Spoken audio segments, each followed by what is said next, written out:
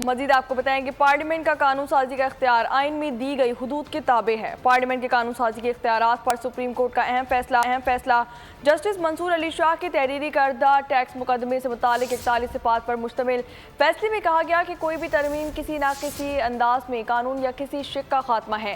مستقبل میں نئے قانون ماضی کے اقدامات پر اطلاق کیسے ممکن ہے؟ قانون کے ماضی سے اطلاق سے فریقین کے حقوق متاثر ہو سکتے ہیں۔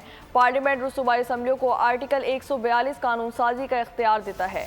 پارلیمنٹ ایسی قانون سازی بھی کر سکتی ہے جس کا ماضی سے اطلاق ہوتا ہے، اور قانون کو ماضی سے اطلاق ہونا آئین سے مشروط ہے۔ قانون سازی آئین میں دی گئی حدود کے مطابق ہی ممکن ہے۔ آئین پارلیمان پر پابندی عائد کر سکتا ہے۔ آرٹیکل 9 اور 28 میں دیے گئے حقوق ختم نہیں کیے جا سکتے۔ شہریوں کو موجود قوانین کا علم ہوتا ہے جس کے مطابق وہ اپنے امور انجام دیتے ہیں۔ سبسکرائب کریں اور بیل دبائیں تاکہ کوئی خبر رہ نہ جائے۔